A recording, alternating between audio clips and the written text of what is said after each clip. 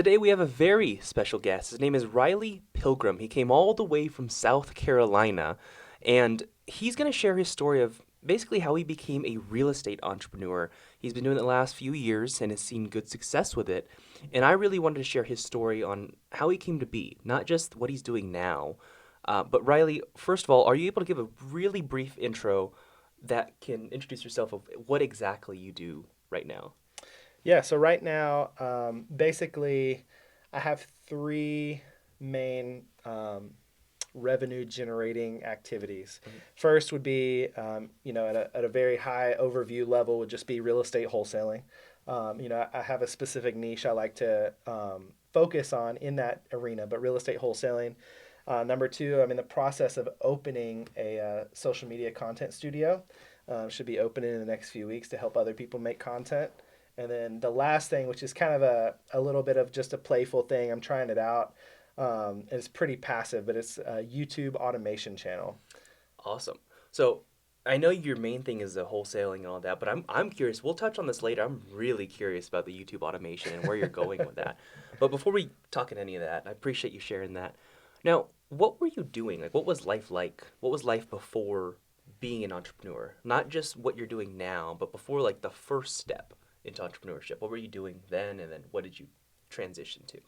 Yeah, so to be honest, before I became an entrepreneur, before I left, normal W 2 work, I basically served in the Air Force for 10 years. I come from a pretty rough childhood upbringing. Very low income. Like I remember specifically because I had to help my great aunt a lot in managing bills. And I remember she made like 17 grand a year. So that's where I come from, living with that, which, you know, compared to the rest of the world is a decent amount of money. But in America, that's pretty low income. So that was where I started. And then, I just spent 10 years in the Air Force.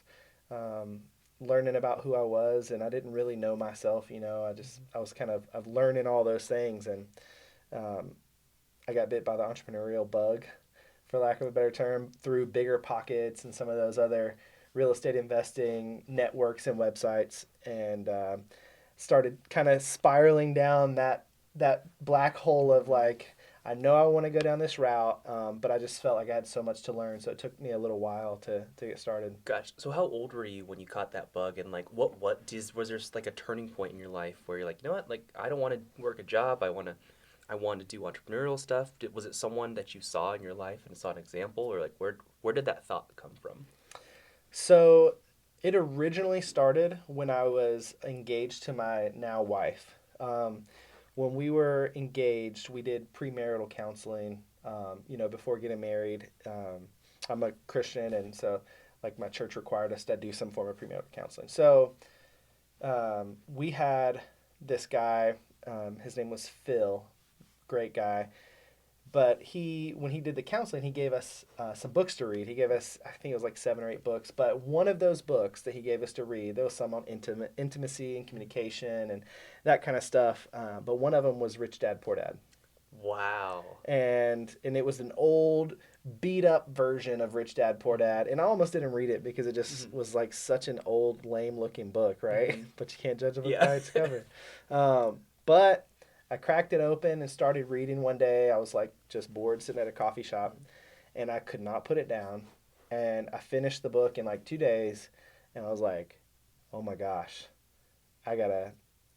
First of all, I was like, I have been doing so many dumb things with my finances, Mhm. and but I was never taught any financial literacy. So that was the start, which I'll say that from that point to actually taking real action, I'm not going to claim to be an overnight success or anything. I mean, it took me 3.5 years of education before I even started attempting to take any Mhm. action. Yeah. So yeah. I think that's something, what you said right there is so important to note because a lot of people will watch, especially young kids, they'll Hmm. will watch these influencers online who've seen massive success. They might see you, they might see other real estate entrepreneurs, just influencers. And they're like, man, like they said they did this in 2 years. Well, what those people often don't share is how long it took to educate and to truly start. Like Yep. you said, it took you 3 years before, like taken the right action steps to achieve what you were trying to achieve, or at least make some kind of progress. Exactly. And even for me, like I've noticed the past few years, 2 years maybe, I've seen the most success. But no one, like I still do talk about the previous 3 or so years of just like eating dirt, Yep. but no one thinks that. Like as soon as you start sharing successes, you're like, man, how did he do it so fast? It's like no one truly does unless there's a really good idea, good implementation. Yep. But I think that's what I wanted to share first because this audience who's listening, they're newer entrepreneurs. They're people who don't really know what they want out of life just yet. Yeah, and it can be discouraging, Yeah. if you just look straight at someone's success, you look at straight at what they're doing today, and that's the beauty and the dark side of social media. Is that the beauty is that you get to post about all your fun, cool, exciting things, but the dark side is that the people watching, Yeah. that are wanting to fill those same shoes or similar shoes, all they see is that. And unless you know them personally, you get a chance to sit in a forum like this, you don't get to hear like, oh, I didn't start for 4 years or 3 years or Right. whatever, and that's the reality of it. Like most people don't just read a book and then immediately take action, although that would be great. Right. Most people don't. Now, speaking of reading a book and taking action, what was it like when you read that first book, Rich Dad Poor Dad, the one that changed your mindset? What was the first action step you did? Like, what was the realization of like, okay, my financial literacy is bad. I don't know about money. But then what did you do? So if I remember correctly, like when I put the book down and I was finished with it, um, I specifically remember checking my bank account, and I'm gonna be totally transparent with you and your audience I love here. that. I had at that point, I think I had $19,000 worth of credit card debt. I had a $15,000 car loan that was negative equity by about $4,000. And I had student loans, a little, like a small amount, because I went to culinary school for a year, which I didn't do anything with. So, Oh, cool. so I had all this debt, Right. that was not good debt. It was all bad debt.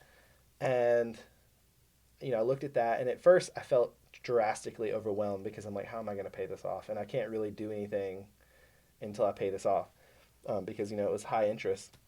So no investment is going to, I wasn't smart enough at that point to make 18% return when I could just make 18% by paying off my debt. Mhm. So the first thing I did was literally just start looking up budgeting apps, budgeting methods, and looking at my bills and figure out like what I could cut, and just doing the whole, like the first thing I did was get my personal finances under control. Mhm. That was my first action step. And then along with that, I started just Googling real estate investing or, business or these things. And that's how I came across Bigger Pockets. That's awesome. So you were taking two different steps, which is very important. Simultaneously, you were trying to budget and trying to crawl out of debt, but at the same time, like you're doing that by paying stuff off and learning to do that. But at the same time, you're learning how to invest and like go the opposite direction. So what I wanted to, I think what I love about that, what you just shared, is that you saw yourself and you were honest. You had to be honest with yourself. You say, hey, what kind of position am I in right now? And there are always steps to get out of bad positions. I think a lot of people, when they are stuck or in a deep or a hard place, they stay stuck. And they stay stuck because they get the overwhelm, what you described, but they can't get out of that. And the only thing to get out of that, it's just baby action steps. You try to Exactly. figure out what you want to do next. And you're like, okay, well, how do I get out of this? Maybe budget, maybe save money. What can I do Yeah. right now? And it's kind of a cliche saying, but it's like, it's so true with like the whole thing of, how do you eat an elephant? One Yeah. bite at a time, Right. right? And so it's an overwhelming thing to like look at a mountain of debt or, just whatever situation, someone in your audience is facing. It can definitely be overwhelming, but if you just like break things down and say, okay, what can I do? Like, not tomorrow, not next week. What can I do right this second that is somewhat helpful? Right. It doesn't have to be the end all be all problem solving task. Right. And then when you start doing that, it usually will start to open up other avenues, other things you didn't think about. You'll learn more information. You'll learn more strategy. Your mindset will start to shift. And the more you just go down that that path, it's kind of like one of those things that's exponential. The more you go down the path, the more you go down the path. Mhm. You know, it kind of pulls you in the further you go. Right. So as you were learning to budget better and pay off those debts, and as you were learning real estate investing, was real estate the very first entrepreneurial venture you went for, like the wholesaling, or was there something in between that you did to like earn money as a side income or something? No, so at the time, real estate was the only thing. I didn't know that I had an interest in business at that point. You know, this was almost when this first all started, it was like 5, 6 years ago. And so we didn't have a lot of the Instagram and Facebook entrepreneur influencers that are pushing all these different things, you know. And so all we really had that had a big influence at that point was real estate investors. Um, and especially, you know, go back to Bigger Pockets. That was like the biggest thing back then in the influencing space. And so I just started consuming all those podcasts. You know, at that point I had a 1 hour commute to and from work, and so I would listen to 2 podcast episodes a day, or more if I could fit it Right. in there. You know, whatever I could fit in 2 hours of driving. That's so funny. That's the same way I started. Is was, it? It was like bigger pockets. You know, Okay. you had to give credit where credit is due. But Yeah, they're the OGs, man. you was learning real estate investing, and I turned the car into a mobile university. You That's like right. podcasts every way to work, every way back, and to the gym. Like it was a new university just in my car, where you Yep. learned the basics. Now, as you were learning those things, how long did it take from learning on the bigger pockets stuff specifically for real estate education for you to start doing the things or implementing the things they were teaching? And then when did you start seeing progress from those things?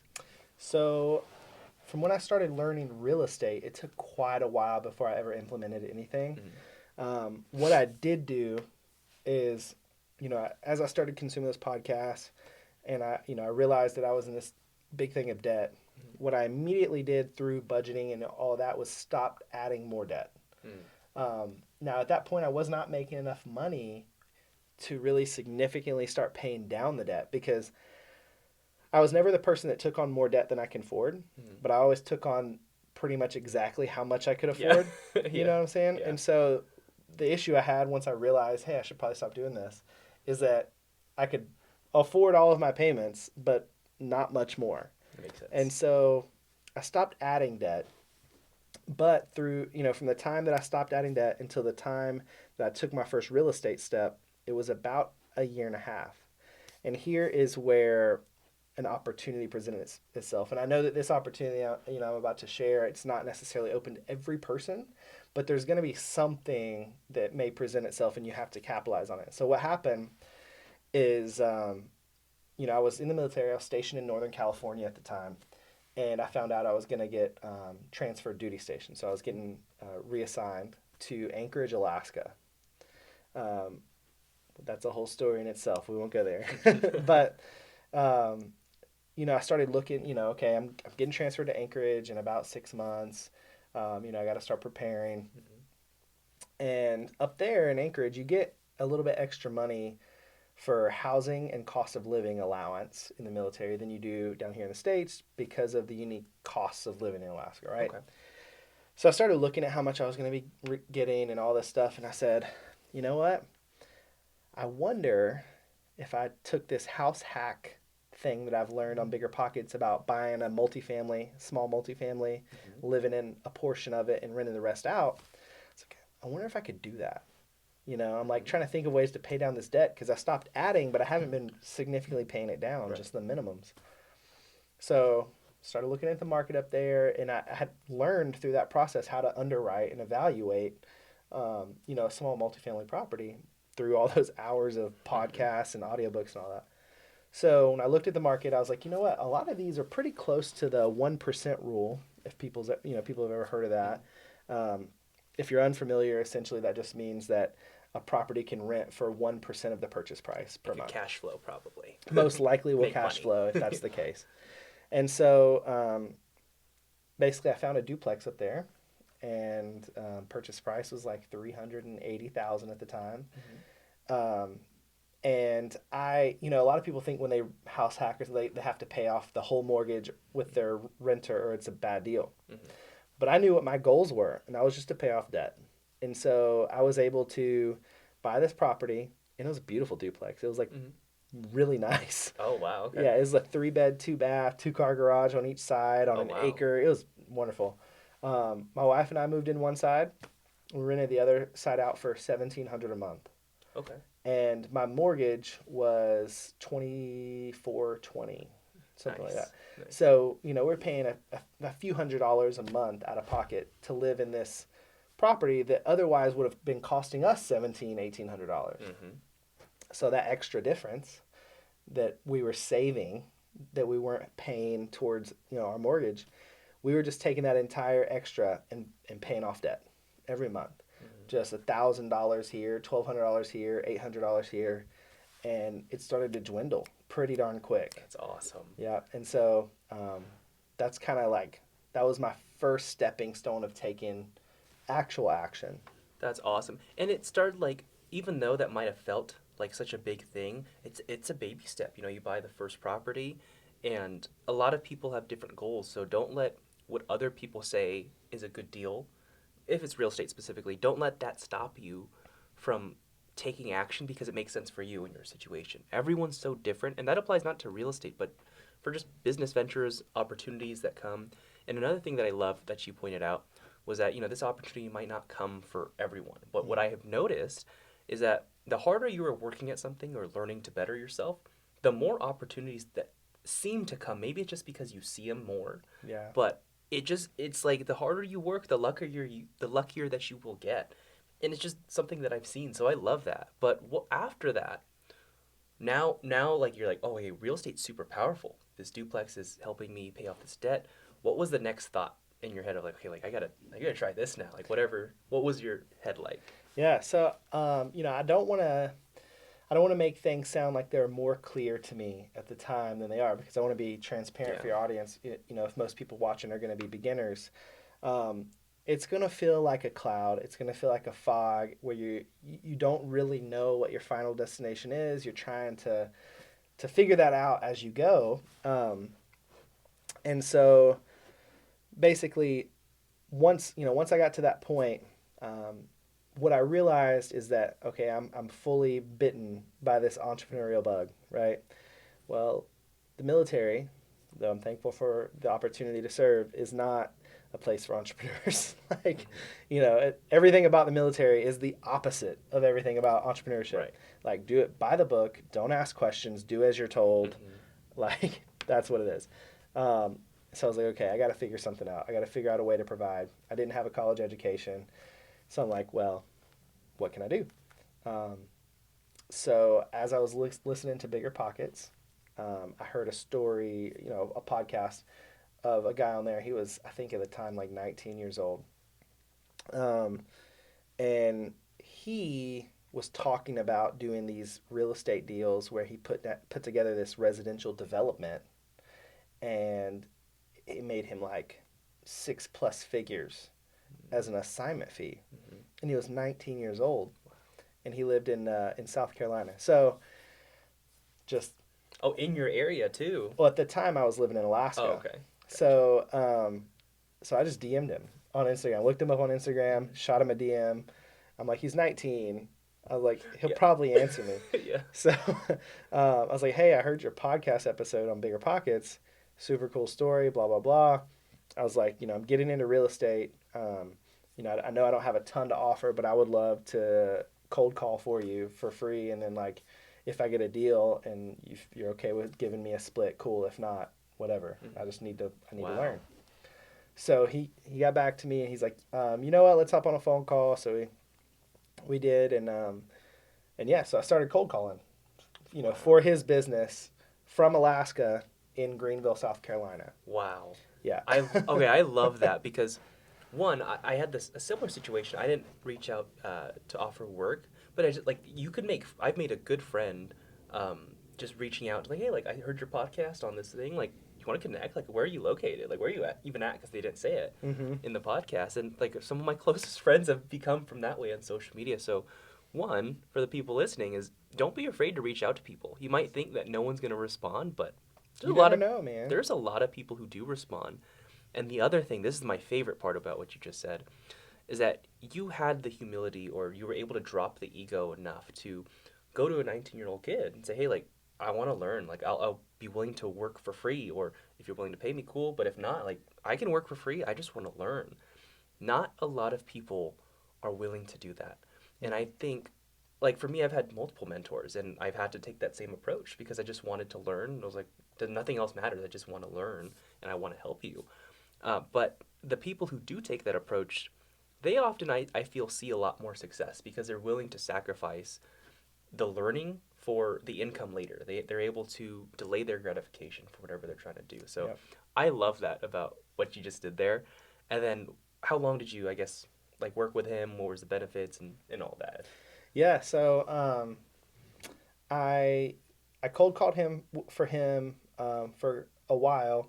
Um, I didn't really get a ton of traction on like the house cold calling, right? He had me cold calling like pre foreclosure lists, and he was like giving me the list and everything. He's just like, you cold call it. Hmm. So what I asked him, I was like, hey, you know, because he didn't really want to take the time to teach me Hmm. like the development side because there's a lot that goes into it. Hmm. But I said, hey, you know, outside of me cold calling these lists that you're sending me, if I happen to find a deal that would work as land development, you don't have to teach me anything. Just like if I happen to find a deal that I bring to you and you're like, hey, this is actually a good deal, Hmm. would you be willing to like help me learn and then maybe split some with me? He's like, yeah, if I don't have to do anything Hmm. and you just happen to find a land development deal, sure. So after I'd cold call, I downloaded this app called Land Glide, and it lets you just see property boundaries and that kind of thing. And I just started like literally scrolling through like a map, you know, and I could see all the parcel Right. boundaries. And I was just, you know, I was Googling things about land development and things that you need to know and just trying to piece Wow. together, right? Because I'm like, Hmm. okay, these huge deals are crazy. Let me just see if I can put one of those together too. Sure enough, I came across a 10-acre piece of land in Greer, South Carolina. Um, you know, I learned about skip tracing and all that stuff, and so I found the owner's contact information, skip traced, and gave him a call, and he wanted to sell. Wow. So you know, I started like trying to negotiate with him on price. I had no idea what I was doing. Right. Like, I Just don't, lower? Like, would you yeah, just accept lower. lower? Yeah. Like, can we go? What if I give you like this much less? You know, Yeah. I had no idea if it was a good price, anything. I Right. just like I saw this piece of property, and you know, it was on the just on the edge of town. Hmm. There was development around it. It was like a nice undeveloped piece, just touching all the development. Um, and so, sure enough, we negotiated a deal, and I passed it off to this guy. Right. So I'm about to share an important lesson. Um, I that deal went through over a long process. That deal is also the reason, or that person is also the reason I moved to South Carolina. Um, and I will not go into all the details because I don't want to put anybody on blast. Hmm. That's not what I'm here for. But the deal didn't work out. Our relationship didn't work out, and I did not see any money from that deal. Wow. Um, there's a lot that goes into that. That this isn't necessarily a podcast Sure. for it, but the important piece of that is when you get into business of any kind, whether it's real estate, whether it's just you know general business, you know whatever niche. I hear a lot of people I talk to who don't have any experience in business, and they're like, well, you know, what if you lose money, or what if somebody screws you over, or what if this happens? And it's like those things are probably going to happen. Hmm. Like if you try to get into business attempting to avoid any chance of any of those things happening, you're probably never going to go very far because you're going to be too afraid to take risk. And if you're always trying to protect yourself against anything, opportunities are not going to come your way. And when they do, you're probably not going to jump on them. And although that's a crappy situation, you know, and I probably would have made around 70, 80K. I saw $0. But I moved to Greenville because of that connection. Hmm. I learned about through the process of trying to get the deal closed. I learned about land development wholesaling through that connection, Hmm. um, and then I learned what it feels like to have to take an L Yeah. and let it go. Like I'm not gonna waste my time or money or energy trying to sue somebody.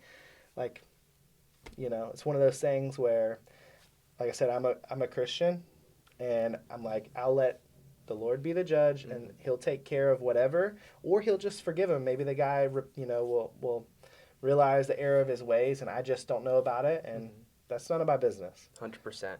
And I think the important thing to know is that like you going through that experience, it's really maybe probably was been a blessing in disguise. And 100%. a lot of people's downtimes are all blessing in disguises, but no one realizes it until they're out. Mm-hmm. And you would never have felt that blessing if you were not willing to take the risk of having an L or being burnt by someone or going business. Because in business, the people listening, you should know this, there's an inherent risk. Yeah. I mean, big risk for small businesses, especially. Other businesses have different risks, but for you or anyone in general, you have to determine what your risk tolerance is. Are you risk averse? Are you scared of it? Or can you have a large capacity? Can you take on a lot? Are you crazy? Everyone's different. Everyone is different. Yeah. So I love that, man.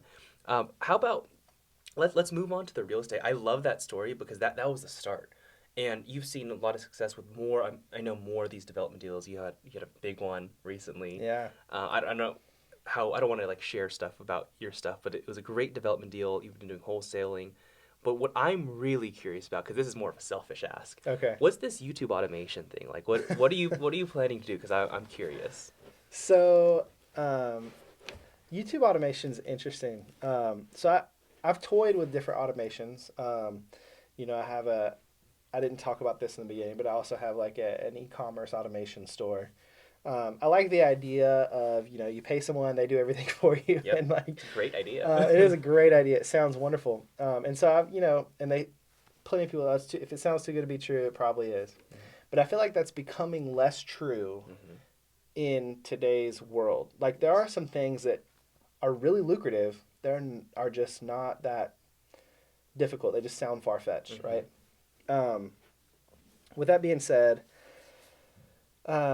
what is YouTube? YouTube automation, the one I signed up with, basically there's this guy, I saw his ad on Instagram, reached out to him, and he's advertising his services, right?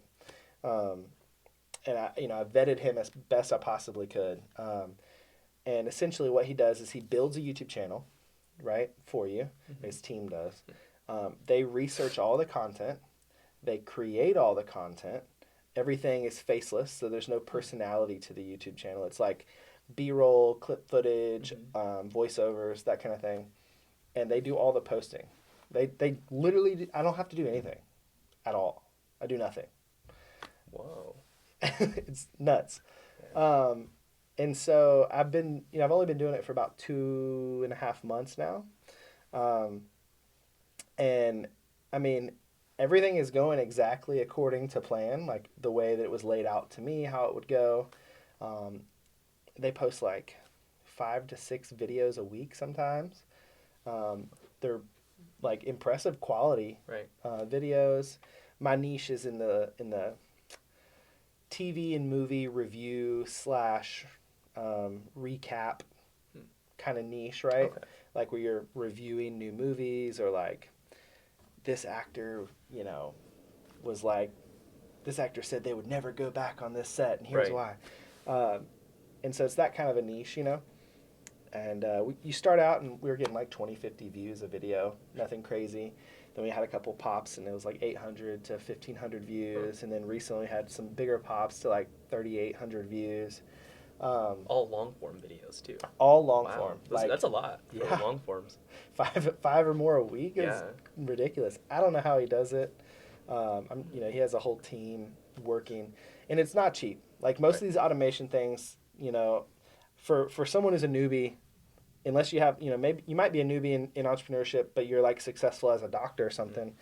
Like, sure, this might be an avenue you want to try because you can keep working your practice or keep doing what's making the majority of your money, and then start investing in these things that can give you the option to set out on your own one day, Right. So essentially get your money right first, then maybe think about something like this. But what if it was someone who's like, hey, like I got like 100K credit limit. Like what's their promise as far as like return timeline and like what you have to, I don't know if you want to share like dollar details because you're working with a company, but like Yeah. expected of you, like what's involved. So what I'll share some, because I don't want to, Sure. step on their agreements and like what I'm allowed to share because I don't really remember. I just But signed saying. yeah, I just signed it. Obviously, my risk tolerance is fairly high, but long story short, the way the kind of agreement works in a nutshell is you pay them the upfront startup fee, which is usually in the multiple five-figure range, right? Um, and there's multiple companies that do this kind of thing, so it's probably going to range, just to be honest, from like 20 grand on the low end to like 60 grand, 70 Sure. grand on the high end, depending on which company and how they work. Hmm. Um, the one I went with was on the higher end of the spectrum, but essentially you pay them the upfront fee. This gets you 2 years of content creation. So it's not like you're paying for nothing. Yeah. You know, either you do have to trust that they're going to deliver, but it gets you 2 years of content creation, and they have a 2 year guarantee that if you have not made that initial investment back in total within 2 years, whatever remaining that you have not made back, they will pay you and essentially buy the channel back from you. Mm. Um, and once you do make your initial investment back, it's like a profit share from then forward, right? So that's their incentive. Obviously, you're paying them up front; they're making some profit on that plus their costs, and then they're going to make profit share in perpetuity. So Got it. there's incentive for them to make their Right. channel successful. Yeah. And they have a guarantee for you, but also a guarantee for them to keep the channel and like buy you out of it. Now, what is like where would they generate the income? Is it strictly YouTube ad revenue? Are they bringing in affiliates or sponsors, or like where are they planning to get this income to pay you your initial investment back? Yeah, so in the beginning, it's strictly YouTube AdSense until you build some kind of decent sized follower base, right? When you have 10, 15,000 subscribers, they do go and actually start looking at who might want to sponsor the channel. Um, but in the beginning, it's just AdSense, and it's going to start out slow. Like, and the way he laid it out to me, the guy, is basically the first 3-4 months are going to be slow like mine. First hardly any videos, a couple small pops, a couple bigger pops in views. And then around the 6 to 12 month kind of time frame, you should start to get more consistent, larger view numbers, right? And then between the 12 to 18 month is when he expects to typically have made your initial investment back.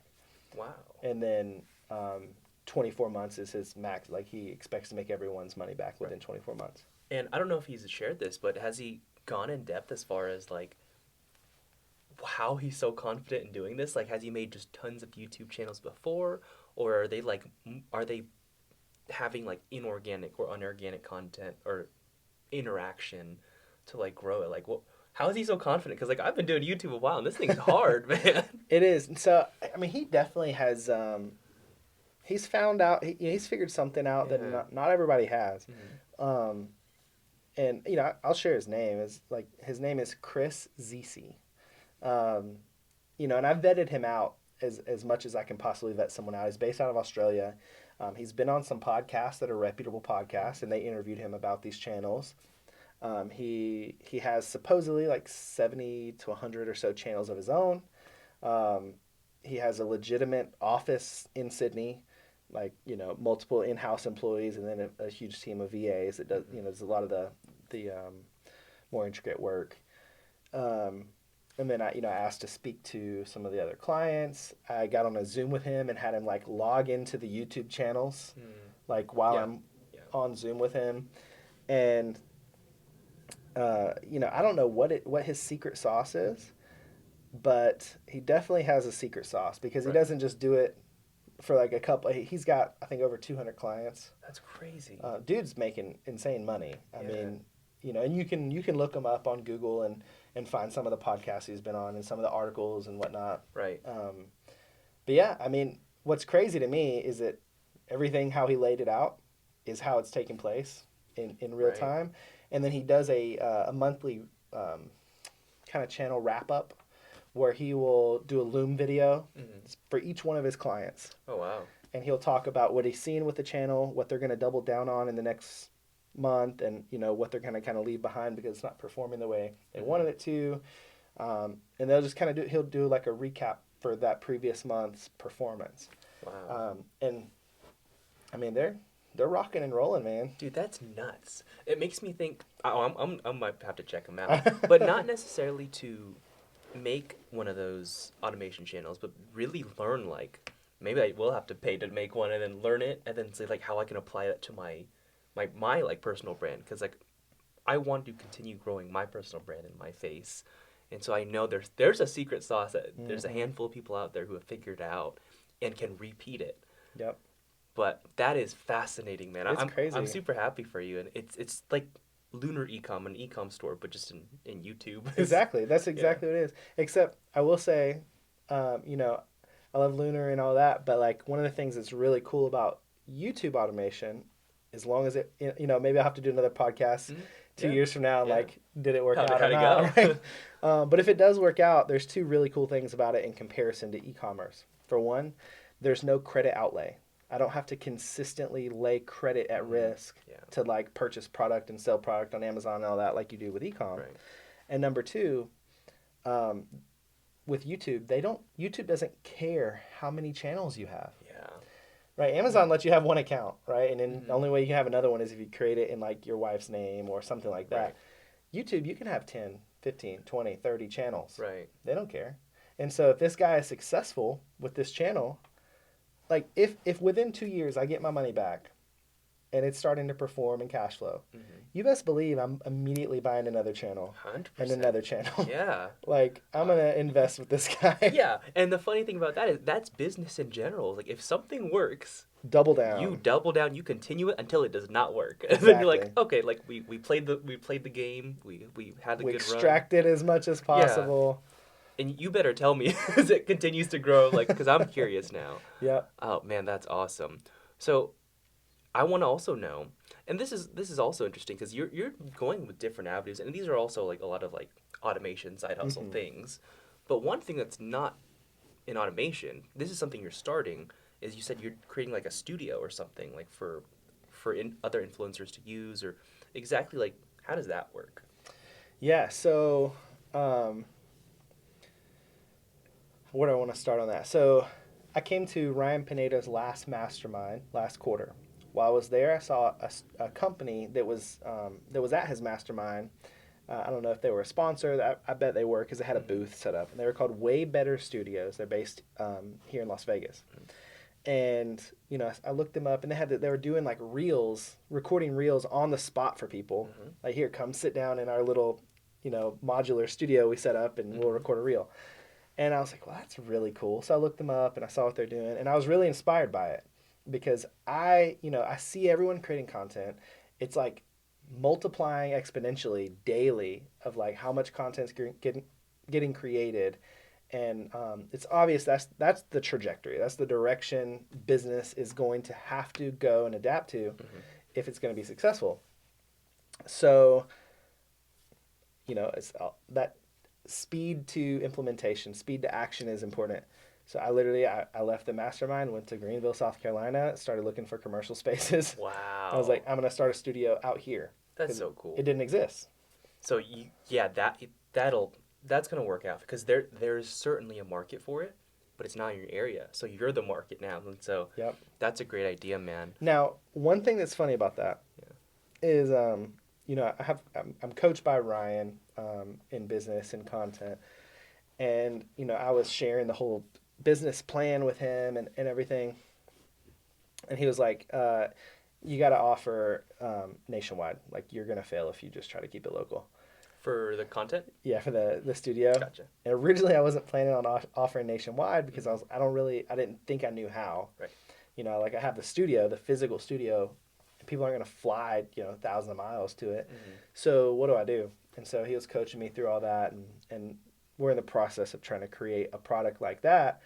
And it'll probably include some kind of like, I'm going to create a course, that will come with our package. Like, it's not like you got to buy a course and then buy. Right. It's like, hey, when you sign up to have our done for you service, we're going to give you this course that's 101 content creation. And then we're going to give them a consulting call with your first, if you're going to film it in your own office, we'll help you set up your video camera, your lighting, your settings, do all that, and then we'll edit everything and deliver it. That way we can offer nationwide under our brand, Storyline Studios. So I think that's very smart because we're sitting in my studio that pretty much almost made almost by myself, and it was so hard. beautiful studio. Like by the way. it's so terribly hard if you don't know nothing about So camera, is. video. Like I had to YouTube, I had to talk to all of Ryan's team of like, hey, like, where do I put this light? Like, how do I do it? How do I set up my lights? What's the camera settings? Dude, I think it's genius, and I'm super excited for you. Now, as we wrap up this episode, this is a great episode, by the way. Hopefully, you guys are enjoying this who are listening. Yeah, Now, where can people, or how can people help you? So, for the people listening, what's one thing, maybe one or two things that they can bring you, whether it's a client for the media or something? What are you looking for right now, whether it's a person, service, client? What are you looking for, and how can people help you?